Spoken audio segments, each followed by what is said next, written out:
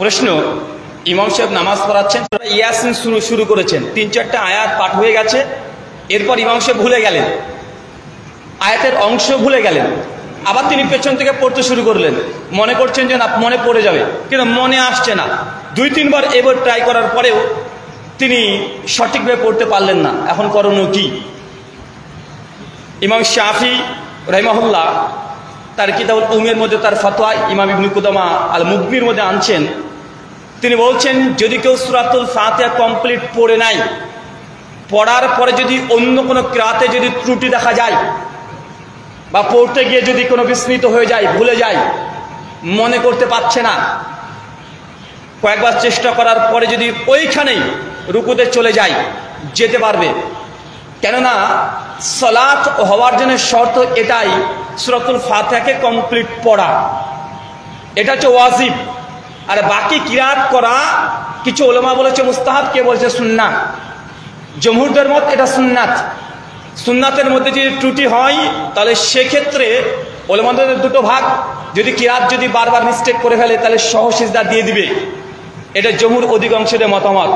কিন্তু ওই ব্যক্তি ২-৩টা পাঠ করেছে, সূরা ইয়াসিনে ধরেন, আর মনে করতে পারছে না, যদি না পারে নতুন সূরা পড়ার প্রয়োজন নেই, ওইখানেই সে রুকুতে চলে যেতে পারে। কেন? ফাতিহা হয়ে গেছে অলরেডি, আর ফাতিহা দিয়ে নামাজ যথেষ্ট হয়ে যায়। লা সালাতা লিমান লাম ইকরা বিফাতিহাতিল কিতাব ওয়া ফাসাইদান, সহিহ মুসলিমের হাদিস। এবং ৮০৬ নম্বর হাদিস সুনান আবু দাউদে, যে ব্যক্তি নামাজে সূরাতুল ফাতিহা পড়ল না তার নামাজ হলো না, এবং অতিরিক্ত যদি কিছু পড়তে চায় সে পড়তে পারে। এই হাদিসের আলোকেই ইমাম শাফির ফতোয়া, সূরা ফাতিহা যদি বিশুদ্ধ হয়ে যায় নামাজ কমপ্লিট, অতিরিক্ত কিরাতের ত্রুটি হলে সহসিজদা দিয়ে দিবে। দ্বিতীয় প্রশ্ন হলো, রাসূল সাল্লাল্লাহু আলাইহি সাল্লামের ওসিলা দিয়ে দোয়া চাওয়া জায়েজ হবে কি? নবী আলাইহিস সালামের ওসিলা দিয়ে দোয়া করা যাবে কি যাবে না? ওসিলা ধরা এটা নাজেজ, হারাম নয়। ওসিলা ধরা কখনো সুন্নাত হয় আর কখনো শিরিক হয়। এখন সুন্নাত কোন পর্যায়ে শিরিক, এ দুটোকে বুঝতে হবে। আমরা আহলুল হাদিস আমরা বলি না যে ওসিলা ধরা জায়েজ নয়, ওসিলা ধরা অবশ্যই জায়েজ, তবে ওসিলা জায়েজ মানে সবগুলো জায়েজ হয়ে যাবে এমনটা নয়। যেমন শাহিনুর রহমান ভাই তিনি একটা হাদিস পেশ করছিলেন, সহিহ বুখারী ৩৪৬৫, সহিহ বুখারী হাদিস না ২২৫২। বিভিন্ন জায়গাতে আসছে যে ৩ জন ব্যক্তি গুহাতে আটকা পড়ে গেল।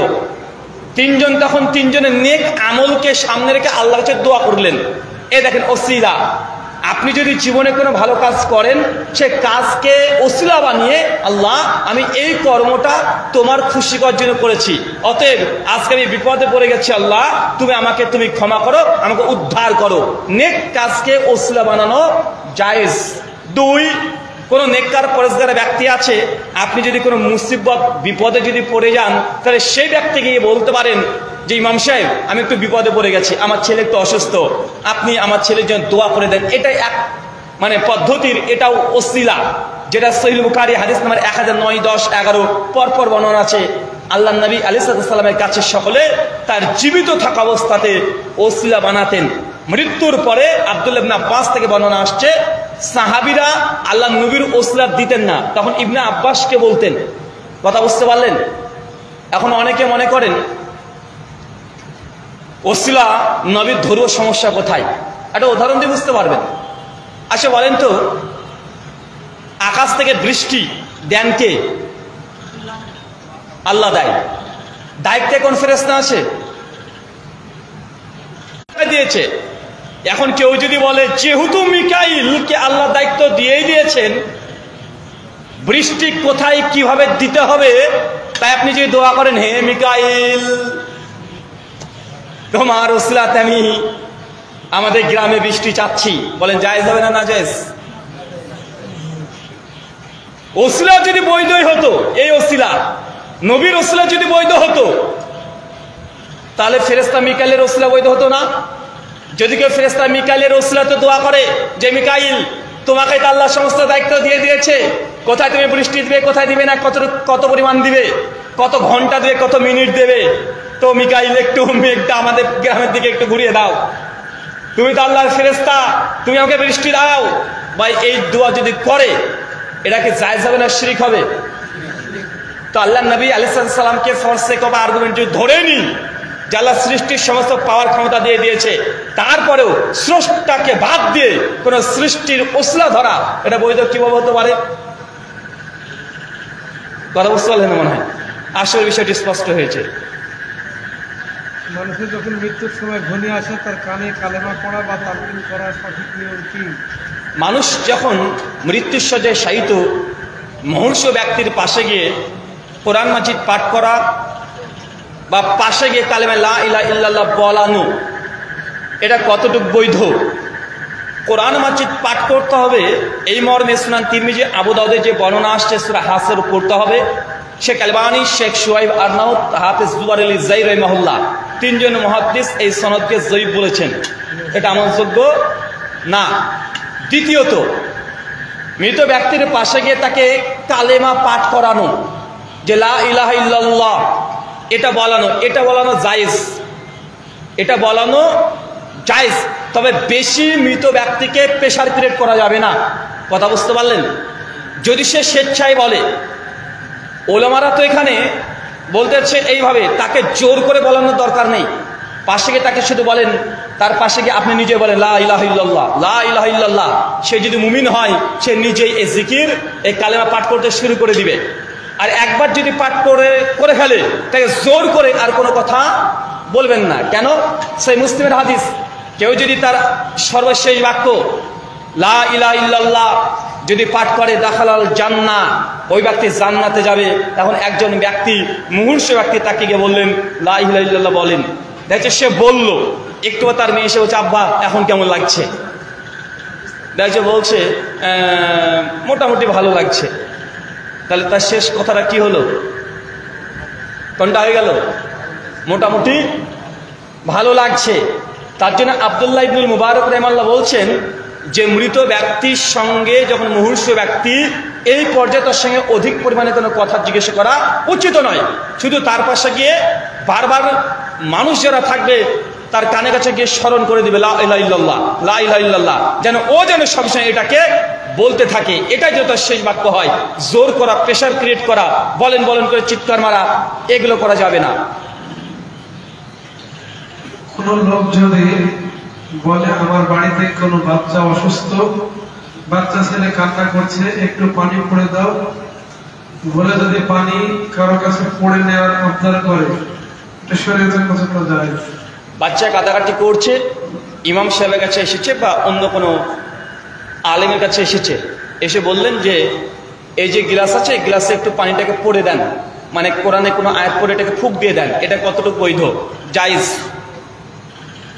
বিশেষ করে ঝাড় ফুঁক রুকিয়া সম্পূর্ণভাবে বৈধ। আল্লাহ নবী আলাইহিস সালামের কাছে আয়েশা রাদিয়াল্লাহু আনহার অসুস্থ জ্বর হয়েছিলেন। সেই সময়তে আমাদের আয়েশা রাদিয়াল্লাহু আনহা কোরআনের কিছু আয়াত তিনি পাঠ করে তাকে পানির মাধ্যমে খাওয়িয়েছিলেন। তাই কেউ যদি পানি দিয়ে খায় এটা বৈধ। যদি কোনো তেলের সঙ্গে কোরআন মাজিদ পাঠ করে ফুঁক দিয়ে মালিশ করে এটাও বৈধ। কেউ যদি কোরআন মাজিদ শুধু পাঠ করে সামনে হাতটাকে ফু দেয়, গোটা শরীর থেকে মাসা করে, এটাও বৈধ। সহিহুল জামে হাদিস না 1765। শেখ আলবানী রাহিমাহুল্লাহ এই বিষয়ে অনেক লম্বা আলোচনা করেছেন। জি, সদকা আর দান দুটো জিনিস কি একই নাকি আলাদা? সদকা এবং দান, দান যখন বলছেন এটা কোন ভাষায় বলছেন? জি, দান আমরা সচরাচর বাংলা ভাষাতে ঢুকিয়েছি। সদাকার অনেকগুলো ক্যাটাগরি আছে। যেমন অনেক সময় জাকাতুল ফিতরকেও সদাকা বলা হয়েছে, জাকাতকে সদাকা বলা হয়েছে। যখন সদাকা শব্দ কোরআন বা হাদিসে আসছে এটা সাধারণ দান উদ্দেশ্য। আর মানে আমভাবে যখন জাকাত আসছে, জাকাতকে কোনো সময়তে সদাকা বলছে, জাকাতুল ফিতরকেও সদাকা বলছে। আর সদাকা এটা আমভাবে, আম হুকুম। কথা বুঝতে পারলেন? সাধারণ দান যেটা করতে বাধ্য না, করলে নেকি হবে, উদ্বুদ্ধ করা হয়েছে। জীবনে অনেক নামাজ পড়া হয়নি, এর জন্য উমরি কাজা করতে বলে অনেক হুজুর। উমরি কাজা অর্থ কি, আর এটা কিভাবে আদায় করব? উমরি কাজা অর্থ কি? আপনি তো বলে দিয়েছেন উমরি কাজার অর্থ কি প্রশ্নের প্রথম অংশে, যে জীবনে অনেক সালাত আদায় করেননি, বয়স আপনার 26, এখন হেদায়েত পেয়েছেন, কিন্তু 7 বছরের নামাজ ফরজ হয়ে গেছিল, প্রায় এদিকে 19 বছর আপনি নামাজ পড়েননি। এই যে 19 বছর পড়েননি, এটাই অনেক হুজুরে বলে যে তুমি উমরি কাজা নামাজ পড়বে প্রত্যেক নামাজের সঙ্গে ওয়াক্তে ওয়াক্তে। এটা কতটুকু বৈধ? এই মর্মে সহিহ তো দূরের কথা, আমার জানা মতে কোনো জয়ীফ হাদিসও পাওয়া যায় না। অনেক সাহাবী আছেন তারা 40, 50, 60 বছর ইসলাম গ্রহণ করেছে। আবু হুরায়রা স্বয়ং 7 হিজরিতে ইসলাম গ্রহণ করেছে। কত হিজরিতে? 7 হিজরিতে। তা আবু হুরায়রা তো জীবনটার সাথে অনেক নামাজ পড়েনি হেদায়েত পাওয়ার আগে। তার মানে কি এমন কোনো প্রমাণ পাওয়া যায় যে আবু হুরায়রা তিনি উমরি কাজা পড়েছেন? না। কাজা নামাজের দুটো ধরন। এক, যেন আজকে আপনি জোহরের নামাজ কোনো কারণে পড়তে পারেননি, আসরের ওয়াক্ত হয়ে গেছে, এখন আসরের ওয়াক্ত হয়ে যাওয়ার কারণে জোহরের সালাত আদায় করতে পারেননি, জোহরের নামাজ আপনি পড়তে পারবেন, এটাও কাজা। বা সেই কাজা সালাতগুলো আপনি আদায় করতে পারবেন যে কাজা সালাতের ওপরে আপনার জানা আছে যে আমি অমুক ওয়াক্তের সালাত আমার কাজা হয়ে গেছে। কথা বুঝতে পারলেন? কিন্তু আপনি কত ওয়াক্ত নামাজ কাজা করেছেন মনে আছে? হিসাব দিতে পারবেন না। যেগুলোর হিসাব আপনার নিজের কাছে নেই সেগুলোর জন্য তওবা কি করতে হবে? সেগুলোর জন্য তওবা। সূরা ফুরকান 69, 70, 71 আল্লাহ বলছে যেসব বান্দারা তওবা করে, আমার দিকে প্রত্যাবর্তন করে, আমি আল্লাহ তার পেছনের সমস্ত গুনাহকে ক্ষমা করে আমি নেকিতে বদলিয়ে দেব।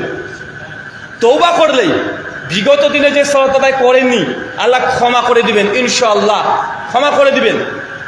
কিন্তু যে সালাতের ওয়াক্ত মনে আছে যে আমার অমুক দিনের এই সালাত কাজা হয়ে গেছে, ও হতে পারে আপনি মুসাফির ছিলেন 2 দিন আগে, আজকে মনে পড়ছে যে জোহরের নামাজটা তো সেই দিন তো পড়িনি, ট্রেনে না পড়িনি, নিশ্চিত জোহরের ওয়াক্ত নামাজ পড়েননি। এটা যদি মনে চলে আসে, কিছু উলামা বলেছে এই মনে আসার জন্যই আপনি সেই কাজা নামাজ আজকে আদায় করতে পারেন। কিন্তু আপনি 10 বছর, 5 বছর, 7 বছর যে নামাজ পড়েননি, ওইগুলোর জন্য এক্সট্রা কোনো কাজা নামাজ নেই, তওবা ইস্তেগফার আছে। আর অতিরিক্ত নফল নামাজ পড়তে পারেন, সমস্যা নেই, আল্লাহ ক্ষমা করবেন। শুধুমাত্র নামাজ পড়ার সময় বা জানাজা পড়ার সময় টুপি পরা অনেকেই সুন্নাত মনে করে, এটা কতটা যথাযথ? নামাজের সময় আর জানাজার সময়তে টুপি পরাকে অনেক মানুষ মনে করে এটা খুব গুরুত্বপূর্ণ সুন্নাত। এটা কতটা গুরুত্বপূর্ণ? আমার জানা মতে হানাফি, শাফি, মালিকি, হাম্বলি এবং হানাফি মাযহাবের মধ্যে দুটো দল, দেওবন্দি, বেরলভি, তারা সকলে একমত। আহমদ রেজা খান বেরলভি তার ফতোয়া রেজবিয়ার মধ্যে 4th খণ্ডে লিখছে যে নামাজের মধ্যে টুপি পরা এটা জাস্ট মুস্তাহাব। এটা কি? এটা মুস্তাহাব, ভালো কাজ। কেউ যদি না পড়ে তার নামাজের 1 নাম্বারও কাটা পড়বে না, নামাজের কোনো ত্রুটি হবে না। এটা একটা লিবাস, একটা পোশাক, অবশ্যই পড়াটা জরুরি। এই জন্যই যে আপনি আল্লাহর কাছে যাচ্ছেন, একটা পোশাক, একটা ড্রেস নিয়ে যাচ্ছেন, এই জন্য। কিন্তু নামাজের জন্য টুপি শর্ত না। টুপি সর্বদা আল্লাহ নবী মাথা ঢেকে রাখতেন। তিনি কখনো পাগড়ি পরতেন, কখনো তিনি এমনি রুমাল দিয়ে ঢেকে রাখতেন, মাথা ঢেকে রাখতেন। এটা নবীর আদাতান সুন্নাত। এটা কি সুন্নাত? আদাতান সুন্নাত। তাই এই আদাত মুসলিম উম্মার থাকা বাধ্যতামূলক নয়, তবে এটা ভালো জিনিস। এই পোশাক পরাটা উত্তম জিনিস, নামাজে কোনো ত্রুটি হবে না ইনশাআল্লাহ। রমজান মাসে শয়তানকে একদিনে বন্দী করা হয় নাকি বিভিন্ন জায়গায় বিভিন্ন সময় বন্দী করা হয়? সৌদি আরবে একদিন রমজান আগে শুরু হয়, আমাদের দেশে একদিন পরে হয়, তাহলে শয়তান কোন দেশের এসে বলা হয়? মাশাআল্লাহ। ভাইয়ের প্রশ্ন, মুসনাদে আহমদ এবং সহিহ বুখারীর হাদিস, যখনই রমজান চলে আসে ঠিক সেই সময়তে আল্লাহ সুবহানাহু ওয়া তাআলা ইবলিস শয়তানগুলোকে শৃঙ্খলাবদ্ধ করে দেয়, মানে শিকল দিয়ে পায়ে বেড়ি দিয়ে বেঁধে রাখে। এখন রমজান তো সৌদিতে একদিন আগেই চলে আসছে, আর আমাদের ভারত, বাংলাদেশ, পাকিস্তান তো একদিন পরে আসছে। তাহলে আল্লাহ কোন দিনে এই শয়তানকে বাঁধে? দারুণ প্রশ্ন। মানে হুজুরকে ফাঁসানো প্রশ্ন, এটা অন্য কিছু নয়। শোনেন, একটা হচ্ছে এই দুনিয়ার সময় আর একটা হচ্ছে আল্লাহর সময়, পার্থক্য আছে। সূরা মারিজ আয়াত নম্বর 4 আল্লাহ বলছেন যে তোমাদের দুনিয়ার 50,000 বছর সমান আমি আল্লাহর একদিন। মানে আল্লাহর একদিন মানে দুনিয়ার কত হাজার সমান? 50,000 বছর সমান। তো আল্লাহর টাইম আর আপনার টাইম সমান হবে? কথা বলেন। আল্লাহকে আপনি টাইম দিয়ে বেঁধে রাখতে পারবেন? আল্লাহর কোনো হিসাব দুনিয়ার টাইমের সঙ্গে হয় না। কেন? এর টাইমটাও সৃষ্টি। এটা কি? টাইমটাও কি? টাইমটা আল্লাহ সুবহানাহু ওয়া তাআলা কি করেছেন? সৃষ্টি করেছেন। আচ্ছা, যারা আপনারা পদার্থবিদ্যা নিয়ে পড়াশোনা করেছেন বা এই অ্যাস্ট্রোলজি নিয়ে পড়াশোনা করেছেন, আচ্ছা বললো পৃথিবীর টাইম আর চাঁদের টাইম সমান? পৃথিবীর টাইম আর মঙ্গল গ্রহের টাইম সমান? আমাদের এখানে 60 সেকেন্ডে 1 মিনিট হচ্ছে মানে এই নয় যে চাঁদের 60 সেকেন্ডে 1 মিনিটই হবে। অ্যালবার্ট আইনস্টাইন একটা বই আছে, দ্য থিওরি অফ রিলেটিভিটি। ওখানে টাইম, সময় নিয়ে গবেষণা করেছেন যে সময় কি। এই প্রশ্নের উত্তর দিতে গিয়ে তিনি হাজার হাজার পৃষ্ঠা লিখেছেন যে সময়টা কি, টাইমটা কি। যেমন দেখেন, আপনাকে উদাহরণ দিয়ে বুঝতে পারবেন। এই যে একটু আগে আমি এখানে ছিলাম না, আমি ওই দিক দিয়ে হেঁটে হেঁটে আসলাম, এসে পাশে বসলাম, শাহিন ভাই বক্তব্য দিচ্ছিল, ওনার বক্তব্য শেষ, আমি এই দিক দিয়ে এসে এখানে বসলাম। এই যে জিনিসটা ঘটে গেল, এটা আর দ্বিতীয়বার ঘটা সম্ভব? যে সময়টা চলে যাচ্ছে, পেছনে যাচ্ছে প্রত্যেক সেকেন্ড। এই যে আমি হাতটা নড়ালাম, এটা নড়ালাম, এটার সময়ের মধ্যে ঘটলো কি ঘটলো না? তো এই সময়টা কি? এটা কি আপেক্ষিক? এটা নিয়ে অনেক বিতর্ক, অনেক আলোচনা আছে। তো অ্যালবার্ট আইনস্টাইন তিনি তার মূল থিওরি এটা যে আমাদের পৃথিবীর যে টাইম আর অন্য গ্যালাক্সি টাইম সমান না। শুধু যদি অন্য গ্যালাক্সির সময় যদি আমাদের সময়ের সঙ্গে মিল না থাকে, তো আল্লাহ সুবহানাহু ওয়া তাআলা দুনিয়াতে যত গ্যালাক্সি আছে তারও বাইরে অবস্থান করছে। তো তার হিসাবের সঙ্গে আমার হিসাব মিলবে? আমাদের যদি 50,000 বছর যদি আল্লাহর ওখানে একদিন হয়, তো আল্লাহর হিসাব আর দুনিয়ার হিসাব সমান হবে? কথা বলেন। এটা কখনোই সময় না। সময় সম্পর্কে যাদের জ্ঞান আছে, মানে ধারণা আছে যে সময় কিভাবে কাজ করে, এই থিওরি অফ রিলেটিভিটি, তাহলে এই প্রশ্নগুলো আর আসবে না। আরেকটা উদাহরণ দিয়ে বুঝতে পারবেন। অ্যালবার্ট আইনস্টাইন বলছে টাইম ডাইলেশন, তার এই থিওরির নাম, যে কোনো মানুষ যদি কখনো এমন কোনো যন্ত্র আবিষ্কার করে যে যন্ত্রটা লাইটের গতিবেগে ছুটতে পারে। লাইটের গতিবেগ মানে কি? 1 সেকেন্ডে 3 লক্ষ কিলোমিটার। কত লক্ষ কিলোমিটার চিন্তা করতে পারছেন? 1 সেকেন্ডে 3 লক্ষ কিলোমিটার।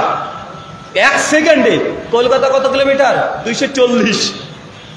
যেতে 7 ঘন্টা লাগে, তাই না? কিন্তু লাইট সেকেন্ডে কত কিলোমিটার যায়? 3 লক্ষ কিলোমিটার। চিন্তা করতে পারছেন? এত মানে দ্রুত গতি।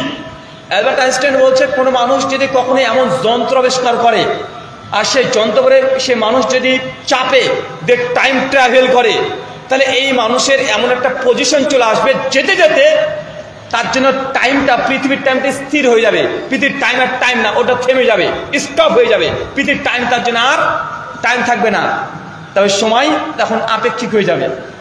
তা আল্লাহ সুবহানাহু ওয়া তাআলা গোটা সৃষ্টি জগতে তিনি বাইরে আছেন, ওনার সঙ্গে আপনার হিসাব করলে চলবে না। ওই সময় দিয়ে এই সময়কে বিশ্লেষণ করাও যাবে না। শুকরান। মুসলিম ভাইয়েরা অসুস্থ হলে আল্লাহর কাছে আমি দোয়া করার জন্য ইমাম সাহেবকে বলি, কিন্তু একজন মুসলিম বা হিন্দু যদি অসুস্থ হয়ে বিপদে পড়লে আল্লাহর কাছে দোয়া করা যাবে? মুসলিম ভাই যে দোয়া করে অসুস্থতার জন্য, এটা করা জায়েজ, কোনো দ্বিমত নেই। এখন অমুসলিম কোনো ব্যক্তি, সে অসুস্থ হয়েছে, কোনো বালা মুসিবতের মধ্যে আছে, তার জন্য দোয়া করতে পারবেন কি পারবেন না? অধিকাংশ ওলামাদের মতে হ্যাঁ যাবে, যদি তারা দুনিয়াবি কোনো বিপদে পড়ে। আর যেহেতু বালা মুসিবত মুসলিম হোক আর অমুসলিম হোক, এটা আল্লাহর পক্ষ থেকে আসে, তাই তার জন্য আপনি দোয়া করতে পারেন, আল্লাহ তুমি শাফি, তুমি ভাইকে সুস্থতা দান করো এবং হেদায়েত তাকে দান করো। একসঙ্গে দুটো দোয়াই চলবে। কথা বলেন, তার শারীরিক দোয়া এবং তার আধ্যাত্মিক দোয়া, তার হেদায়েতের দোয়াও সবসময় চলবে, যে আল্লাহ আমার অমুক ভাই উনি একটু অসুস্থ হয়েছে, আল্লাহ সুবহানাহু ওয়া তাআলা তুমি তাকে ক্ষমা করে দাও এবং আল্লাহ সুবহানাহু ওয়া তাআলা তুমি তাকে হেদায়েত দান করো। যতক্ষণ জীবিত আছে ততক্ষণ দোয়া করতে পারবেন। মৃত্যু হয়ে গেলে তার জন্য কোনো কল্যাণকর কোনো দোয়া করতে পারবেন না। সূরা তাওবা 100 নম্বর আয়াতের পর থেকে 112-13 পরপর দেখবেন যখন মুশরিক যদি মৃত্যুবরণ করে তাদের কাছে দোয়া করা যায় না। তো জীবিত থাকলে তার জন্য হেদায়েত। পরিবারগুলো ছেলেদের বিবাহের ব্যাপারে ভাবে না, মেয়েদের বিবাহের ব্যাপারে অত্যন্ত পেরেশানিতে ভোগে এবং মেয়েদের বিয়ে রাজি হয়ে যায়, ছেলেদের কিন্তু বিয়ে হতে অনেক দেরি হয়। এই পরিবেশ সম্বন্ধে কি বলবেন?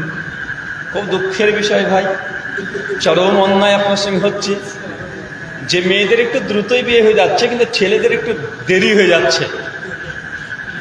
এখন এই পরিবেশ পরিস্থিতিকে সামনে রেখে আমরা কি পরামর্শ দিতে পারি? দেখেন, এগুলোর জন্য মূল কারণ হচ্ছে এটা যে আজকের দিনের বাবা মারা মেয়েকে নিয়ে ভয় পাচ্ছে। কেমন ভয়? দুনিয়াবি ফিতনার ভয়। কারণ মেয়ে যদি পালিয়ে যায় তাহলে মেয়ের বাপ মা তার 14 গোষ্ঠীর একটা কলঙ্ক লেগে যায়। মানে আমাদের সমাজের নৈতিকতা এখনো এতদূর পর্যন্ত আছে যে না, কোনো মেয়ে যদি বেরিয়ে চলে যায় কোনো ছেলের সঙ্গে, তাহলে সেই মেয়েটা তার পরিবার পর্যন্ত সকলকে মানুষ খারাপই মনে করে। যে ছেলেটা নিয়ে পালায় তার উপরে এত অভিযোগ আসে না, আসে নাকি? তার উপরে এত অভিযোগ আসে না। এই জন্য বাবা মা অনেক ক্ষেত্রে দুনিয়াবি ফিতনা থেকে বাঁচার জন্য মেয়ে বিয়ে তারা দিয়ে দিচ্ছে। এটা একদিক দিয়ে ভালো কাজ, যেন চেনা ব্যভিচারের পথ উন্মুক্ত না হয়। কিন্তু পিতামাতার যদি একটু দিনটাকে সামনে রেখে করতেন, নিয়াত যদি একটু যদি ঘুরে যেত, তাহলে এর জন্য বাপ মা নেকিও পেত কি পেত না? কিন্তু যেহেতু ছেলেরা 10টা মেয়েকে নিয়ে যদি পালিয়েও যায়, তবে ছেলেদের গায়ে অত সহজে কলঙ্ক লাগে না, কারণ তাদের চামড়া খুব মোটা এখনো সমাজে। তার জন্য বিয়ে এত দ্রুত দিতে চায় না। করণীয় কি? পিতামাতাকে ইসলামী বোধ জাগাতে হবে যে ছেলে হোক আর মেয়ে হোক, বিবাহ বহির্ভূত যদি কোনো হারাম রিলেশনে যদি যুক্ত হয়ে যায় তাহলে সমান গুনাহ বাড়াবে। বাপ মার দায়িত্বহীনতার কারণে যদি সন্তানরা যদি জেনা ব্যভিচারে লিপ্ত হয়ে যায়, হারাম কাজে লিপ্ত হয়ে যায়, তাহলে সে পিতার ওপরেও গুনাহ বাড়াবে। সূরা নূর 30 থেকে 34 নম্বর আয়াত পরপর দেখে নেবেন। একটা আমি উদাহরণ দিই। বাবা মা অনেকে বিয়ে দিতে চায় না। আচ্ছা, কে কে বিয়ে করেছেন একটু হাত তোলেন তো। বিবাহিত যারা আছেন তারা হাত তোলেন দেখি। চাচা, আপনারা বিয়ে করেননি? মাশাআল্লাহ। আচ্ছা, হাত নামান। আচ্ছা, যারা বিয়ে করেননি তারা হাত তোলেন। তুমি দাঁড়িয়েছো কেন? কি ব্যাপার ভাই? বললাম হাত তুলতে দাঁড়িয়ে পড়েছে।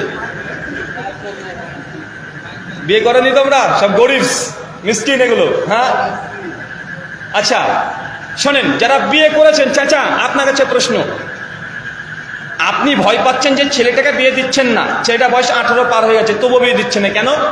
যে ছেলে তখন নিজের পায়ে দাঁড়াতে পারে না। আরে তুই বউকে কি খাওয়াবি? হ্যাঁ, তুই ইনকাম করিস, তুই কি খাওয়াবি? মানে এই জন্য শেষ হয়ে গেছে রে ভাই। বাবা মার ভয় যে তুই বউকে নিয়ে এসে কি খাওয়াবি, আগে নিজের পায়ে দাঁড়া তারপরে বিয়ে করবি, তাই তো? এই জন্য বিয়ে দিতে চায় না বেশিরভাগ মানুষ, যে তুই নিজে তো কিছু করিস না, আমার কাছে পকেট খরচ নিস, আবার বিয়ে করে বউকে কি খাওয়াবি? আচ্ছা, যারা বিবাহিত তাদের একটা প্রশ্ন এবার, আচ্ছা বলেন তো, বিয়ের আগে আপনার ইনকাম বেশি ছিল না বিয়ের পরে বেশি হয়েছে? বিয়ের পরে রিজিক কার কার বেড়েছে? যে বেতন ছিল 7,000 হয়ে গেল 10,000, আগে ইনকাম করতাম 10,000 মাসে, এখন 12,000 হয়ে গেছে, 14-15। ভাই কার কার বিয়ের পরে ইনকাম কমে গেছে, বরকত হয়নি? একজন হাত তুলে দেখান তো। আচ্ছা, বিয়ের আগে কোনো ইনকামই ছিল না, বিয়ের আগ পর্যন্ত কোনো ইনকাম ছিল না, বিয়ের পরেই পরের বছর না আসতেই সে হাজার হাজার টাকা ইনকাম করছে, 10,000, 15,000, 20,000 ইনকাম করছে।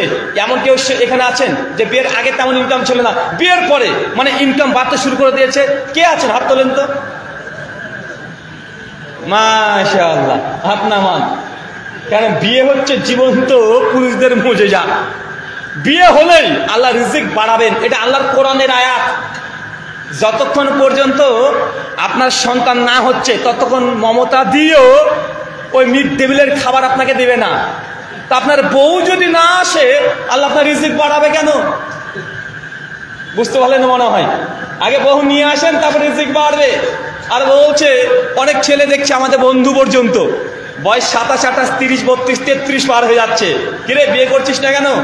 বলছে আর ভাই কি বলবো, এখনো তো নিজের পায়ে ঠিক মতো দাঁড়াতে পারলাম না, মানে নিজের পায়ে এখনো দাঁড়াতে পারিনি ঠিক মতো। আজ আর কবে নিজের পায়ে দাঁড়াবি রে?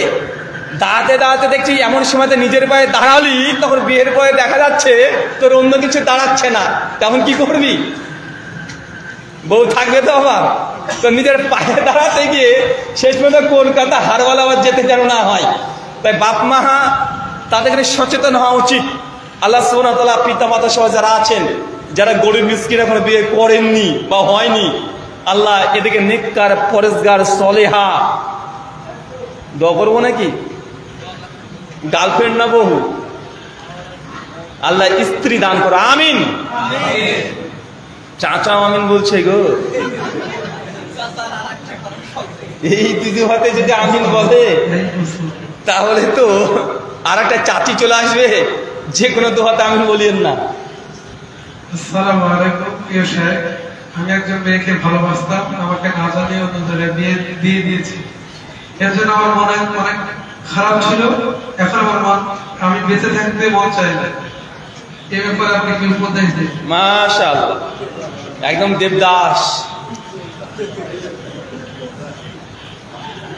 প্রথমত আপনার শুকরিয়া আদায় করা উচিত আল্লাহর, যে আল্লাহ আমি একটা হারাম রিলেশনে যুক্ত ছিলাম। কারণ আপনি যে রিলেশনে যুক্ত ছিলেন এটা বৈধ নয়, এটা হারাম। সূরা আন-নিসা 17 আয়াত নম্বর 32, লা তাকরাবুজ জিনা, জিনা যে রাস্তায় আছে তার ধারে কাছে যেও না। তো আর বিয়ে হয়ে গেছে মানে আল্লাহ আপনার পরে এহসান, আল্লাহ আপনার কল্যাণ চায়। এই জন্য তার বিয়ে দিয়ে আপনার এই হারাম রিলেশন থেকে ব্রেকআপ করে দিয়েছে। কথা কি বুঝতে পারছেন? এটা আল্লাহকে আপনার শুকরিয়া আদায় করার দরকার, যে আপনি হারাম রিলেশন থেকে আল্লাহ আপনাকে বাঁচিয়ে দিয়েছেন চিরতরে। এটা হেদায়েত এর মাধ্যম। তাই মন খারাপ নয়। যদি মন খারাপ করে সূরাতুল বাকারা খুলবেন, সূরা নম্বর 2 আয়াত নম্বর 216 থেকে 221 নম্বর আয়াত পড়বেন। আল্লাহ বলছেন তোমরা কখনো মুশরিক নারীদেরকে বিবাহ করো না, যদিও তার সৌন্দর্য তোমাকে মুগ্ধ করে দেয়, পাগল করে দেয়, বরং তুমি একটা ঝাড়ুদার, একটা কীতদাসী নারীকে বিয়ে করো, মুসলিম নারীকে বিয়ে করো। কারণ আল্লাহ জানে কোনটাতে তোমার কল্যাণ, তুমি তা জানো না। আল্লাহ যেটা জানে আপনি সেটা জানেন না। আপনি ভেবে নেন হতে পারে যে মেয়েটার সঙ্গে আপনার অ্যাফেয়ার ছিল, সেই মেয়েটার সঙ্গে যদি বিবাহ হতো, বিয়ে করলেন সাময়িক দিন, কিছুদিন পর হতে পারত যে কোনো কারণবশত মেয়েটা আপনাকে আবারও কি করতে পারে, ডিভোর্স দিতে পারে, সেকেন্ড কোনো রিলেশনে যুক্ত হতে পারে, পারে কি পারে না? এই তো এক সপ্তাহ আগের রিপোর্ট, বারাসাতে গত 1 বছরের মধ্যে 500 বিবাহিত মেয়ে পালিয়ে গেছে। কত? 500। তা আল্লাহ বলছেন আমি যা জানি তুমি তা জানো না, তোমার কোনটাতে কল্যাণ আছে। আপনি তার চেহারা দেখে বা তার আচরণ দেখে আপনি মুগ্ধ হয়েছেন, ভালোবেসেছেন, আচ্ছা বুঝলাম, কিন্তু আপনি কি জানেন বিয়ের পরে তার সঙ্গে আপনার সংসার জীবন কেমন কাটতো, ভালো কাটতো না খারাপ কাটতো? ওই মেয়েটাকে নিয়ে আসার কারণে আপনার পিতামাতার সঙ্গে যদি সেই মেয়েটা যদি খারাপ আচরণ করতো, যদি বিয়ে করে নিয়ে আসলেন আপনার মায়ের সঙ্গে আপনার স্ত্রী ভালো আচরণ করছে না, দেখছে আলাদা বাড়ি করতে হচ্ছে, মায়ের সঙ্গে বাবার সঙ্গে খারাপ রিলেশন হয়ে যাচ্ছে, প্রতিবেশীর সঙ্গে খারাপ রিলেশন হয়ে যাচ্ছে, হতে পারে কি পারে না? কথা বলেন। কারণ আল্লাহ যদি এর মধ্যে কল্যাণ চাই, আল্লাহ শুকরিয়া দেখুন, আলহামদুলিল্লাহ আল্লাহ তুমি কল্যাণময়, তুমি জানো আমার কোনটাতে কল্যাণ কোনটাতে অকল্যাণ। আল্লাহ তুমি যে সিদ্ধান্ত নিয়েছো আমি তোমার সিদ্ধান্তে আলহামদুলিল্লাহ আলা কুল্লি হাল ফি কুল্লি মাকাম। আল্লাহ তুমি যা সিদ্ধান্ত নিয়েছো আমার কোনো অভিযোগ নেই। ইয়া রাব্বুল আলামিন, আমি তোমার সিদ্ধান্তে আমি তোমার প্রশংসা জ্ঞাপন করছি, আলহামদুলিল্লাহ আমি সন্তুষ্ট। এতটুকু যদি বলতে পারেন হৃদয় থেকে, ইনশাআল্লাহ যা হারিয়েছে তার চাইতে আল্লাহ আপনাকে ভালো জিনিস দেবে। মনে রাখবেন, রাত যতই গভীর হয় ততই দিনের শুভ্রতা উজ্জ্বলতা বৃদ্ধি পায়। রাত গভীর অন্ধকার দেখে ভয় করলে হবে না, আশা রাখতে হবে এই তো আর কয়েক ঘন্টা, তারপরে উজ্জ্বল সূর্য, চকচকে সূর্য আপনি দেখতে পাবেন। তা আল্লাহ কখনো কখনো বান্দাকে পরীক্ষা করেন। সূরা বাকারা আয়াত নাম্বার 155। আল্লাহ পরীক্ষা করেন তার প্রিয় জিনিস তার সন্তানকে নিয়ে পর্যন্ত। নবী ইব্রাহিমকে তার সন্তানকে দিয়ে পরীক্ষা করেছে, চিন্তা করতে পারছেন? 80 বছর পর্যন্ত কোনো বাচ্চা ছিল না নবী ইব্রাহিমের। দিন রাত আল্লাহর কাছে দোয়া করছে, আল্লাহ একটা সন্তান দাও, সন্তান দাও, রব্বি হাবলি মিনাস সলিহিন, আল্লাহ নেক্সট সন্তান দাও। আল্লাহ 80 বছর বয়সে তার দোয়াটাকে কবুল করে তাকে দিলেন ইসমাইল। বয়স 4, 5, 6, 7 হয়েছে, আল্লাহ বলছে ইব্রাহিম 80 বছর বয়সে তুমি সন্তান পেয়েছো, তার মানে বুঝতে পারছেন কত আদরের কত দরদের সন্তান হতে পারে। 6-7 বছর বয়স হয়ে গেছে, আল্লাহ তখন বলছে যাও তোমার ছেলেকে মরুভূমিতে থুয়ে এসো, এবার মার বেটাকে মরুভূমিতে থুয়ে আসো। সূরা সাফফাত আয়াত নাম্বার 100 থেকে 107 পর্যন্ত। চিন্তা করতে পারছেন? আল্লাহ পরীক্ষা করতে সন্তান নিয়ে। 80 বছর সন্তান নাই, কত কাটাকাটি করে সন্তান পেল। সেই কলিজার টুকরাকে আল্লাহ দেওয়ার পর আবার বলছে যাও ফেলে থুয়ে আসো মরুভূমিতে, চতুর্দিকে কেউ নেই, ধুধু প্রান্ত মরুভূমি, পানি পর্যন্ত নাই, যাও ওইখানে রেখে আসো। এটা নবী ইব্রাহিমের পরীক্ষা। আল্লাহ আপনাকে পরীক্ষা করছেন, আল্লাহ আপনার কল্যাণ চাই। আল্লাহ শুকরিয়া আদায় করে নেন যে আল্লাহ তুমি আমাকে হারাম থেকে বাঁচিয়েছো। আর এটা অন্তরে গেঁথে নেন, নিঃসন্দেহে ওই নারী যদি আমার কাছে আসতো আমার কোনো ক্ষতি হতো, বৈবাহিক জীবনে হোক, সামাজিক জীবনে হোক, কোনো অকল্যাণ ছিল, বিধায় আল্লাহ আমাকে দেয়নি। আল্লাহ এর চাইতে উত্তম দামি জিনিসের আশা করেন, ওর চাইতে ভালো দিবে আল্লাহ। ধন্যবাদ। হানাফি মসজিদে গিয়ে হানাফি মত এবং আহলে হাদিস মসজিদে গিয়ে আহলে হাদিস মতে সালাত করে, এটা কি ঠিক হবে? হানাফি মসজিদে গিয়ে হানাফি, আহলে হাদিস মসজিদে গিয়ে হানাফি, মানে আহলে হাদিস, এটা কি ঠিক হবে? শোনেন, ফিতনা এড়াতে ব্যতিক্রম এক এক দিন এক একটা মাসালায় আপনি এখানে কম্প্রোমাইজ করতে পারেন। যা হচ্ছে হানাফিবাদের মসজিদ 50-60 জন সালাত আদায় করছেন মাগরিবের নামাজ। এখন আপনি জানেন এই মসজিদে জোরে আমিন বলতে দেয় না, বললে একটা ফিতনা তৈরি করে। তো সেই মসজিদে গিয়ে আপনি জোরে আমিন যদি না বলে অল্প স্বর আমিন বলেন, মানে খুব চিৎকার দিয়ে নয়, স্বাভাবিক গতিতে, যদি এতটুকু কম্প্রোমাইজ করতে চান করতে পারেন। কিন্তু তার অর্থ এই নয় যে ওখানে গিয়ে পুরো নামাজের স্টাইলটা চেঞ্জ করে দিলেন। কথা কি বুঝতে পারলেন? যদি তারা মনে করে যে না আপনার আমিনের শব্দ তারা যদি শুনতে অভ্যস্ত না, শুনে অভ্যস্ত না, তাহলে আপনার আমিন বলার কারণে কারণ আমাদের খুশি নষ্ট হয়। যদি মনে করে সত্যি যদি হয়, আপনি আস্তে যদি তাদের মসজিদে আমিন বলেন, এটা ক্ষতিকর কিছু না, কেননা আমিন এটা একটা সুন্নাত, জোরে বলা একটা সুন্নাত। কেউ যদি আস্তে বলে জায়েজ হয়ে যাবে, নামাজ হয়ে যাবে, নামাজের ত্রুটি হবে না, তবে সে সুন্নাতের উপরে আমল করলো না। কিন্তু আপনি প্রতিদিন র্যান্ডাম, প্রতিদিন জোহরে যাচ্ছেন হানাফি মসজিদে তো হানাফি স্টাইল, আবার মাগরিবে চলে আসলেন আহলে হাদিস মসজিদে আহলে হাদিস স্টাইল, এটা সঠিক নয়। ব্যতিক্রম হিকমার জন্য এক একবার এক এক জায়গাতে হতে পারে। আল্লাহ নবী আলাইহিস সালাম বলছেন, সে মুসলিমের হাদিস, আমাদের আয়েশাকে বলছেন, আয়েশা তোমার গোষ্ঠী যদি রাগান্বিত না হতো, আমি এই ফিতনারই আশঙ্কা করছি, যদি তার রাগান্বিত না হতো তাহলে আমি আবার আর একটা গেট তৈরি করতাম। কিন্তু মানুষ তখন মনে করবে যে কাবাকে মোহাম্মদ ভেঙে ফেলছে, যে মানুষ সমালোচনা শুরু করে দেবে, এই জন্যই কাবার আমি আর একটা গেট তৈরি করছি না। নচেত নবী বলছে আমার ইচ্ছা ছিল যে কাবার এক গেট দিয়ে ঢুকবো আর এক গেট দিয়ে বের হবো, কিন্তু ফিতনার কারণে তিনি আর একটা গেট তিনি করতে চান নি। তাই ব্যতিক্রম মাঝে মধ্যে এক একদিন যদি ঘটে যায় এক এক ওয়াক্তে ঠিক আছে, র্যান্ডাম প্রতিদিন না। আমার প্রশ্ন হলো, তাসবিহ মোবাইল অ্যাপসে গণনা করা যাবে কি? তাসবিহ মোবাইল অ্যাপসে গণনা করা যাবে কি যাবে? কেন ভাই, হাত শেষ? হ্যাঁ, হাত শেষ নাকি? শোনেন, হাত দিয়ে তাসবিহ গণনা করবেন, এটা সুন্নাত। এটা কি? যতক্ষণ পর্যন্ত সুন্নাত আমল করা আপনার দ্বারা সম্ভব ততক্ষণ পর্যন্ত সুন্নাত আমল চলবে, যতক্ষণ পারেন ততক্ষণ সুন্নাত আমল চলবে। শেখ সালেহ আল ইসলামী রাহিমাহুল্লাহ তার ফতোয়া আরকানুল ইসলামের মধ্যে তিনি আলোচনা করেছেন, তাসবিহ গণনা করা বিদআত সবার জন্য নয়, সবার জন্য নয়। তাসবিহ গণনা করা কিছু কিছু জায়গায় জায়েজ, যেমন দানা বা কোনো বিচি যদি গণনা করে তার জন্য এটা বৈধ। কিন্তু আপনি সবকিছু গুনতে পারেন, সবসময় বুজুর্গি ভাব দেখে বড় একটা তাসবিহ আপনি ঘুরে বেড়াচ্ছেন, এটা নয়। যারা পারে না তাদের জন্য ব্যতিক্রম ধর্মী শরীয়ত। কথা কি বুঝতে পারলেন? এটা তারা মাজুর, এদের সম্ভব নয়, তার জন্য তাদের জন্য ইজাজত হতে পারে। কিন্তু আপনার কোনো গণনা করার সামর্থ্য আছে, আপনি গুনতে পারেন। অনেকে আছে এতটাই মূর্খ 33 পর্যন্ত হয়তো গুনতে পারবে না, 10 বার ভুল করবে। সে যদি তসবিহ দিয়ে দেন যে এখানে 33টাই গুঠি আছে, এখান থেকে এত দূর গেলে 33 কমপ্লিট হয়ে যায়। এখন তার এই ইবাদতের উপকরণ হিসাবে সেটাকে ব্যবহার করতে পারে। কিন্তু আল্লাহ নবী থেকে প্রমাণিত সুন্নাত হচ্ছে আঙ্গুল দ্বারা গণনা করা। সাহাবীরা আঙ্গুল দ্বারা গণনা করেছে। সুনান আবু দাউদ 1502 নম্বর হাদিস, একটা হাসান সনদে হাদিস পাওয়া যায় যে আল্লাহ নবী কোনো এক মহিলা কিছু গণনা করেছিল, আল্লাহ নবী তার চাইতে উত্তম জিনিস শিখিয়ে দিলেন, কিন্তু নবী তাকে এই বিচিগুলো গুনতে নিষেধ করেনি।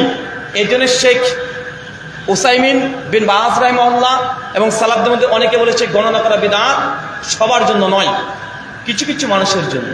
শুকরান।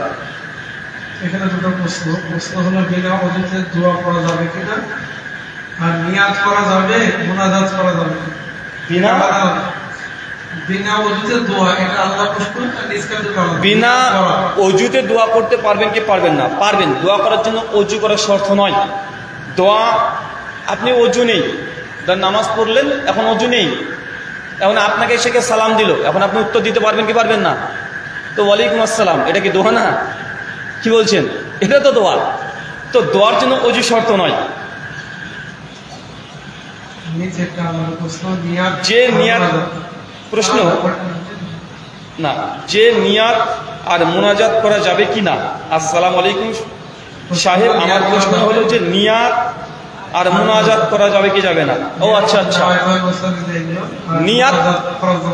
নিয়াত করা যাবে কি যাবে না? নিয়াত করা ফরজ। সহিহ বুখারী হাদিস নাম্বার 1, ইন্নামাল আমালু বিন্নিয়াত। প্রত্যেক মুমিন মুসলমানের আমল নির্ভর করে নিয়াতের উপরে। কিসের উপরে? নিয়াতের উপরে।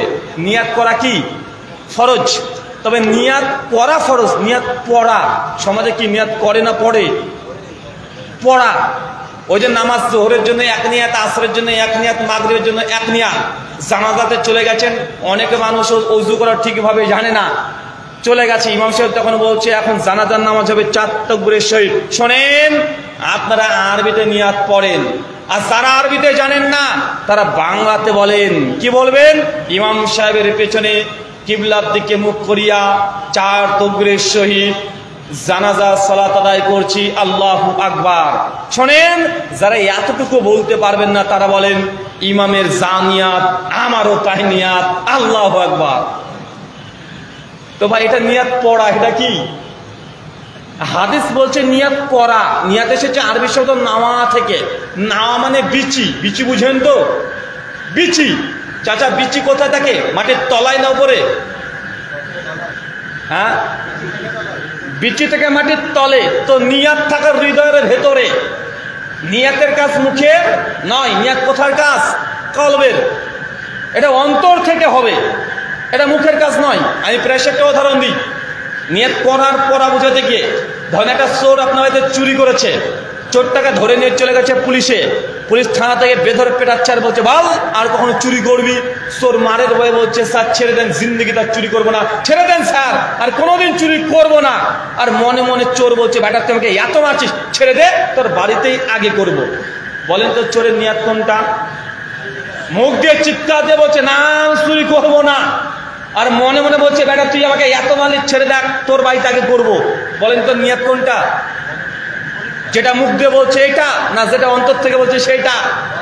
যেটা মুখ দিয়ে বলছে এটা চিটিংবাজি, চিটারি করছে, আর সেটা অন্তর থেকে বলছে ছেড়ে দে, তোর বাড়িতে আগে করবে, এটা যে তার প্রকৃত মূল নিয়াত। আপনার স্ত্রী কতদিন আপনাকে বলেছে এই বিড়ি খাওয়া ছেড়ে দাও, বিড়ি খাওয়া ছেড়ে দাও, আপনি এই যাও আজ থেকে ছেড়ে দিলাম, যাও। 10 মিনিট পর আর একটা ধরিয়েছে, মানে ও মুখ দিয়ে বলেছে, ও নিয়াত কিন্তু করেনি। নিয়াত হয় ভেতর থেকে। কোথা থেকে? আরে মসজিদ থেকে আজান আসছে, হাইয়া আলাস সালাহ, নামাজের জন্য এসো। আপনি সংসার দোকানটাকে বন্ধ করে দিয়ে মসজিদ থেকে চলে আসছেন, কেন? ফুটবল খেলবেন? আরে নিয়াত হয়েছে বলে তো আপনি এসেছেন, কেন পাশের দোকানদার আসলো না? কেন? নিয়াত নেই। আপনি মসজিদে এসে অজু করার জন্য অজু করছেন, বেচারা বলছে এখন নাকি নিয়াত হয়নি, কেন? অজু করে কি ডিগবাজি মারবেন নাকি? মসজিদে ঢুকছেন, দোয়া পড়ছেন, কেন ঘুমাবেন মসজিদে? তার জন্য যুগে আসলেন? ও কিবলার দিকে দাঁড়িয়েছে, হুজুরে বলছে এখনো নাকি নিয়াত করেনি। চিন্তা করেছেন তো? নিয়াত করেনি তো মসজিদে এত দূর আসলো কিভাবে? দুনিয়ার আর কোনো মানুষ তো আসতে পারলো না, আসছো না। মনে নেবেন, নিয়াত হচ্ছে অন্তরের, এটা মুখের কাজ নয়। হারাম শব্দটি সবসময় খারাপ কাজে আছে ভাই, তাহলে আমাদের কাবা শরীফের নাম মসজিদুল হারাম, এটা নিয়ে একটু বলি। হারাম শব্দটা আমরা হারাম অবস্থায় বুঝি, তো মসজিদ আল হারাম কেন বলা হয়? এখানে হারাম এই জন্য বলা হয় যে এই জায়গাতে বেশ কিছু হালাল জিনিস করাও হারাম। কথা বুঝতে পারলেন? এটা পবিত্রতা রক্ষার জন্য বলা হয় এই জায়গাটাতে। যেমন এই জায়গাতে কোনো প্রাণীকে হত্যা করা যাবে না, কোনো গাছের পাতা পর্যন্ত ছেঁড়া যাবে না মসজিদুল হারামের হুদুদ যে মানে অঞ্চল পর্যন্ত। তো অনেক হালাল কাজ সেই সময় তো করা জায়েজ নয়, তাই তার সম্মানার্থে মসজিদ আল হারাম এই শব্দটা ব্যবহার করা হয়। জি, আর রাহিমাহুল্লাহ তো এই ধরনের বই পড়ার সময় ওযু করে বা মেঝেতে রেখে টাইলসের উপর রেখে পড়া যাবে না? যদি বলেন পড়া যাবে কিনা, তাহলে যাবে। ইসলামিক কোনো বই আপনি অজু করে পড়বেন কি পড়বেন না?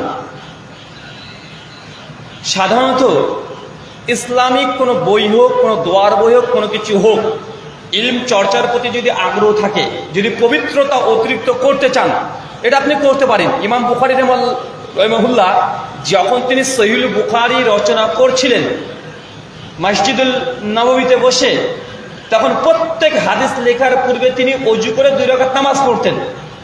কথা বুঝতে পারলেন?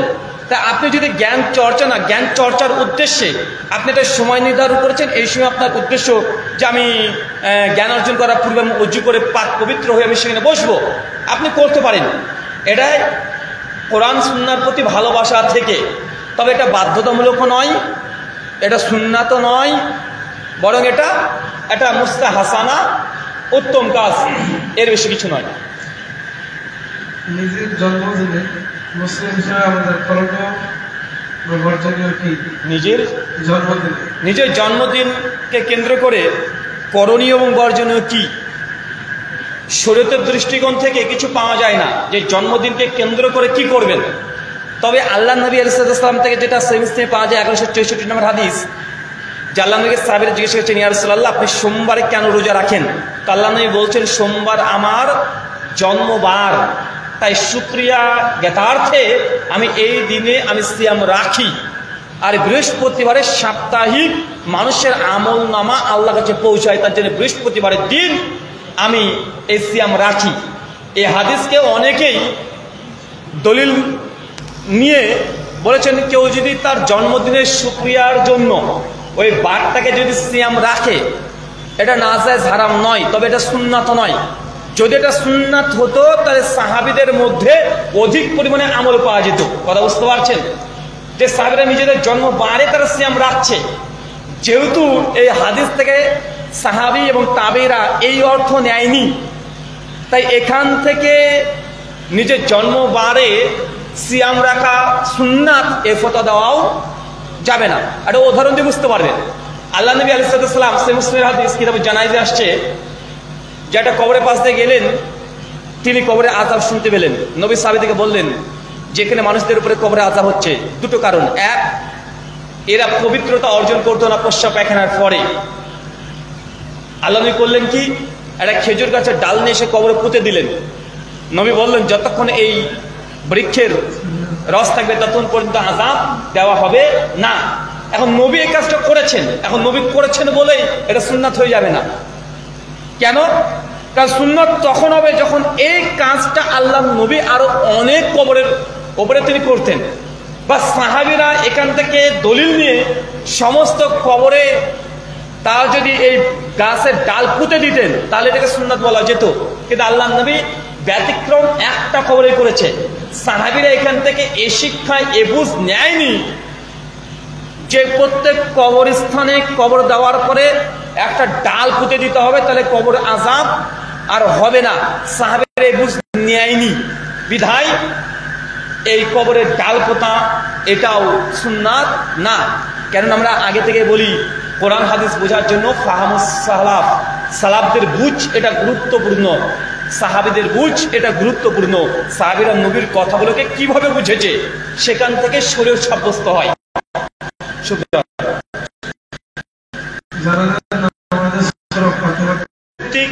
তাহাকে কি ইলমি আলোচনা করা হয়েছে, বইটা সংগ্রহ করতে পারেন। প্রত্যেকটা দলিল আদিল্লা এখানে মজুদ আছে। শুধু আমাদের দলিল না, তারা কোন দলিল দেয়, তাদের দলিল জয়ীফ, কেন জয়ীফ, কি কারণে জয়ীফ, কোন কোন মুহাদ্দিস জয়ীফ বলেছে, কোন রাবির কারণে জয়ীফ, কোন গ্রন্থে আছে, প্রায় 400-এর ওপরে বইয়ের রেফারেন্স দিয়ে এই বইটাকে রচনা করা হয়েছে। বইটা নিয়ে যেতে পারেন। আর একটা বই আছে আমিন প্রসঙ্গে মিথ্যাচারের জবাব, জোরে জামিন বলতে হবে, এই মর্মে প্রায় 40-এর অধিক হাদিস বইটাকে সংকলন করা হয়েছে। আর যারা বলে আমিন আসতে বলতে হবে, তারা যে দলিলগুলো পেশ করে সেই দলিলগুলোকে খণ্ডন করা হয়েছে। আর একটা বই আছে রাসূল নূরের তৈরি না মাটির তৈরি, বাতিল আকীদার পোস্টমর্টেম। যারা বলে নবী নূরের তৈরি, তারা কোন দলিল দেয়, কোন যুক্তি দেয়, কি কি লজিক আর্গুমেন্ট খাড়া করে, তার প্রত্যেকটা যুক্তি লজিককে খণ্ডন করা হয়েছে। নবীজির ছায়া ছিল কি ছিল না, নবীজি গায়েব জানতেন কি জানতেন না, নবীজি হাজির নাজির কিনা, সব এই বিষয়ে ইন ডিটেল এই বইটাতে আলোচনা করা আছে। এই বইগুলো সংগ্রহ করতে পারেন। আরেকটা বই আছে মাযহাব তাকলিদ ভ্রান্তি নিরাসন, মাযহাব মানা যাবে কি যাবে না, যারা বলে যাবে তারা কোন যুক্তি কোন দলিলের ভিত্তিতে বলে সেই দলিলগুলোকে খণ্ডন করা। আর আমরা যারা মাযহাব বা তাকলিদ করি না, কেন করি না, আমাদের কাছে কি দলিল আছে, আমরা কোরআন হাদিস থেকে সেই দলিলগুলোকে উল্লেখ করেছি। আর শেষে একটা অধ্যায় আছে, বইটা খুব চমৎকার, যে হানাফি মাযহাবের ফতোয়া আর হাদিস ডাইরেক্ট, নবী বলছে জায়েজ, মাযহাব বলছে না জায়েজ, নবী বলছে করো, মাযহাব বলছে করা যাবে না, মানে একদম ডাইরেক্ট সবিরোধী। যেন আল্লাহ নবীর স্পষ্ট হাদিস, সুনান আবু দাউদ 2828 নম্বর হাদিস, এবং সহিহ বুখারীর হাদিস। আল্লাহ নবী বলছেন ঘোড়ার মাংস খাওয়া অনুমোদন আছে, যার রুচি হবে সে খাবে। কিসের মাংস? ঘোড়া। আল্লাহ নবী গৃহপালিত গাধার মাংসকে হারাম করলেন খাইবারের যুদ্ধের পর, আর ঘোড়ার মাংসের ব্যাপারে অনুমোদন দিয়ে দিলেন, যার মন চাইবে সে খাবে, যার রুচিত হবে সে খাবে। কথা বুঝতে পারলেন? কিন্তু হানাফি মাযহাবের ফতোয়া খাওয়া যাবে না, মাকরুহ। নবী বলছে জায়েজ, মাযহাব বলছে না জায়েজ। এরকম ফতোয়া ডাইরেক্ট একদম 180 ডিগ্রি উল্টো ফতোয়া। এরকম জাস্ট 20খানা উদাহরণ পেশ করা হয়েছে এই বইয়ে। আরো বই আসছে ইনশাআল্লাহ এবছরে। তাছাড়া আরো বই আছে মৃত ব্যক্তির জন্য জীবিতদের করণীয় বর্জনীয়, বাপ মা মারা গেলে ছেলে হিসেবে কি কি করতে পারবে, আপনি কোন কোন আমল করলে বাপ মা কবরে নেকি পাবে। প্রায় 17খানা আমল করা জায়েজ, আর 17খানা আমল করা জায়েজ না। টোটাল 34টা মাসালা নিয়ে বই রচনা করা হয়েছে। আর অনেক বই আছে, ফ্লিপকার্টে অ্যামাজনে এখন অ্যাভেলেবেল পেয়ে যাবেন।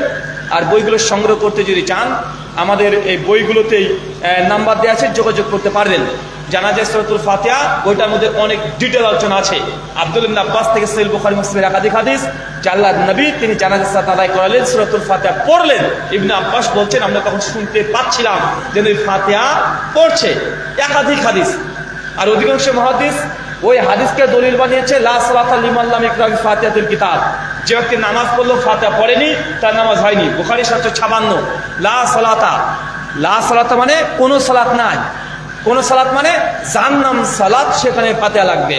নাই জোহর, নাই আসর, নাই মাগরিব, নাই ইশা, নাই ঈদ, নাই জানাজা, নাই তারাবি, নাই তাহাজ্জুদ, নাই ইস্তিসকা, নাই চন্দ্রগ্রহণ, না সূর্যগ্রহণ, যার নাম সালাত সেখানেই ফাতিহা লাগবে। তো জানাজার নামাজ এটা সালাত কি সালাত নয়? ফাতিহা লাগবে। হানাফি মাযহাবের ফতোয়া এটা নয় যে ফাতিহা পড়া যাবে না। হানাফি মাযহাবের ফতোয়া এটা, তাদের সমস্ত হেদায়েত থেকে বেকায়া, বাহারুর রাইক, ফাতোয়া শামী সবগুলোতে তারাও একমত যে সূরা ফাতিহা পড়াকে তারা মুস্তাহাব বলে। তারা বলে সানা পড়লে নামাজ হয়ে যাবে। কেউ যদি ফাতিহা দোয়া হিসেবে পড়তে চায় জায়েজ, হানাফি মাযহাবে জায়েজ। না জায়েজ ফতোয়া হানাফি মাযহাবেও নাই। আমরা বলি ফাতিহার পরে সানা পড়ার কথা, সরি সানার পরে ফাতিহা পড়ার কথা। হানাফি ভাইরা বলে যে না, ফাতিহা পড়ার দরকার নেই, কেউ যদি পরে পড়তে পারে সমস্যা নেই। শুকরান, জাযাকাল্লাহু খায়রান। শেষ করে একজন বিয়েতে পণ নিয়েছিল টাকা, এখন সে বুঝতে পেরেছে, শ্বশুরকে বলেছে এবং টাকা ফিরিয়ে নিন। শ্বশুর টাকা ফিরিয়ে নিয়ে তাকে ক্ষমা করে দিয়েছে, কথা বলেছে ক্ষমা হবে। আচ্ছা, পণ কি আপনি চেয়ে নিয়েছিলেন না শ্বশুর এমনি দিয়েছিল? হ্যাঁ, প্রশ্নকারী উত্তর দেয় পাগল, না না, যে প্রশ্ন করছে সেকে তো বলতে হবে। উত্তর দিবে না তো, তুমি দুটোই উত্তর দিতে হবে। শোনেন, যদি শ্বশুরের কাছে ডিমান্ড করে নিয়েছেন শরীয়ত না জানার কারণে, অজ্ঞতার কারণে, যদি অজ্ঞতার কারণে যদি কোনো ত্রুটি আপনার দ্বারা হয়ে যায়, সুনান ইবনে মাজাহ তিরমিজির হাদিস, আল্লাহ সুবহানাহু ওয়া তাআলা কোনো অজ্ঞতার কারণে যদি কোনো কেউ ত্রুটি বিচ্যুতি করে, আল্লাহ সুবহানাহু ওয়া তাআলা সেগুলোকে ধার্তের মধ্যে ধরেন না, তওবা করবেন আল্লাহর কাছে, আল্লাহ ক্ষমা করে দেবে। হ্যাঁ, দায়িত্ব আপনার শ্বশুরের কাছে গিয়ে বলা যে আব্বা আমার দ্বারা ত্রুটি হয়েছিল, আমি জানতাম না, অন্যায় হয়েছে, আপনি এই এই জিনিস দিয়েছেন, আমি আপনাকে মানে স্বেচ্ছায় এগুলো ফেরত দিতে চাই। কিন্তু শ্বশুর আব্বা যদি বলে বাবা ঠিক আছে, কোনো সমস্যা নাই, যা হয়েছে হয়েছে, আমি তোমাকে ক্ষমা করে দিলাম, বা আমার এগুলো প্রয়োজন নেই, তোমাকে আমি দিয়ে দিলাম, আমার মেয়ে তোমার কাছে আছে, আমি দিয়ে দিলাম স্বেচ্ছায়, মানে কোনো রকম প্রেশার ক্রিয়েট করা ছাড়াই যদি শ্বশুরের সঙ্গে মিউচুয়াল করে নিতে পারেন, তাহলে বেঁচে গেলেন। কথা বুঝতে পারলেন? তাহলে কি, তাহলে আপনার জন্য আর এটা গুনাহ হিসাবে থাকলো না। ওই যে সূরা ফুরকান 69-71 নম্বর আয়াত, কেউ যদি ভুল বুঝে যদি প্রত্যাবর্তন তওবা করে, আল্লাহ পেছনের গুনাহকে নেকি দিয়ে বদলে দেন। কথা বুঝতে পারলেন? কিন্তু আপনি বলছেন বারবার যে দেখেন রাহুল ভাই, আমি কিন্তু ডিমান্ড করিনি, আমার শ্বশুর আমাকে একটা মোটরসাইকেল দিয়েছে, R15 নেওয়া যাবে, আমি কিন্তু ডিমান্ড করিনি, আমার শ্বশুর আমাকে খাট দিয়েছে 90,000 টাকা দামের, একদম ঘর সাজিয়ে দিয়েছে, এটা কি নেওয়া জায়েজ? হুজুররা তো বলে কেউ যদি হাদিয়া দেয় নেওয়া জায়েজ। তো ভাইজান, শ্বশুর যদি স্বেচ্ছায় যদি 10 কোটি টাকাও দিয়ে দেয় আপনাকে, নেওয়াটা না জায়েজ, হারাম না। কিন্তু আমার প্রশ্ন, আপনার শ্বশুর নিজের চৌকি, ভাঙা চৌকিতে শুয়ে থাকে, আপনাকে 60,000 টাকা দামে খাট দিল কেন? আপনার শ্বশুর এখনো সাইকেল চড়ে, সাইকেলের ক্যারিয়ার নাই, ক্যারিয়ার বোঝেন তো, মানে ক্যারিয়ার এখনো নাই, মানে পেছনে বসে, মার্কেটও নাই, কিন্তু আপনার শ্বশুর আপনাকে R115 2 লাখ 2.5 লাখ টাকা দেবেন, এটা দিয়ে দিচ্ছে, ব্যাপার কি? আপনার শ্বশুরের এত দয়া তো আমাকে তো কোনোদিন দেয় না যে রাহুল ভাই একটা মোবাইল দেন ভাই, রাহুল ভাই আপনি আজকে গাড়ির যান, গাড়িতে যা তেল লাগবে আমি দিয়ে দিবো। আপনার শ্বশুর কোনোদিন বললো না, শুধু আপনার প্রতি তো দয়া দেখায় কেন?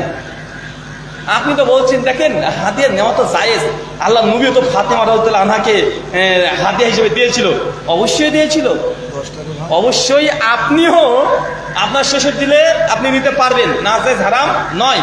তবে আপনাকে আমার অনুরোধ, সারা জীবনে শুধু শ্বশুর দিয়ে যাবে, আপনি কিছু দিবেন না? শ্বশুর যদি R115 যদি আপনাকে দেয়, আপনি একদিন হিরো হন্ডা সুপার স্প্লেন্ডার নিয়ে গিয়ে বলবেন আব্বা আপনি তো আমাকে এই গাড়ি দিয়েছেন, আমার খুব ইচ্ছা যে আপনি স্প্লেন্ডার গাড়িটা চালাবেন। শ্বশুরকে একটু স্প্লেন্ডার গাড়ি কিনে দিবেন। শ্বশুর 80,000 টাকা দিয়ে আপনাকে খাট দিয়েছে, আপনি আপনার স্ত্রীর 14 গোষ্ঠী ওই আয়নাতে মুখেও দেখেন। আপনার শ্বশুর বাড়ি তো টিনের ভাঙা দেওয়ালের, এখনো চৌকিতে ভাঙা চৌকিতে শুয়ে থাকে, আপনি একটু আকাশমণি কাঠের 22,000 টাকা দামের ওই যে খাট পাওয়া যায় না, দেখতে ভালো, এটা আপনি পাঠিয়ে দেবেন শ্বশুর বাড়িতে, যে আব্বা আমার খুব কষ্ট হয় যে আপনার এই ভাঙা চৌকিতে শুয়ে থাকেন, এটা আমার তরফ থেকে গিফট, টাকা দিয়া। কোনোদিন দিয়েছেন? শুধু শ্বশুরের কাছ থেকে হাদিয়া নিলে হবে? হাদিয়া দেওয়া সুন্নাত, নেওয়া সুন্নাত, শুধু পাওয়ার আশা কেন? যদি 60,000 টাকা দামের খাট দেয়, অন্তত 10-15,000 টাকা দামের খাট আপনিও দিয়েন, পারবেন তো ইনশাআল্লাহ? ইনশাআল্লাহ বলতে ভয় করছে, যদি বলি যদি টাকা পকেট থেকে ফসে যায়। আল্লাহ সুবহানাহু ওয়া তাআলা মানে প্রত্যেককে, আমি যে কথা বললাম প্রথমে আমাকে, তারপর আপনাদের প্রত্যেককে আমল করার তৌফিক দান করো, আমিন। আমাদের মধ্যে যে অসুস্থ আছে আল্লাহ সুবহানাহু ওয়া তাআলা তুমি আর শাফি, তুমি সুস্থতা দানকারী, মানে প্রত্যেকে তুমি শিফায়ে কুল্লিয়া দান করো, আমিন। এই বলে আজকের মতো আলোচনা শেষ করলাম। ওয়া মা আলাইনা ইল্লাল বালাগ। সুবহানাকাল্লাহুম্মা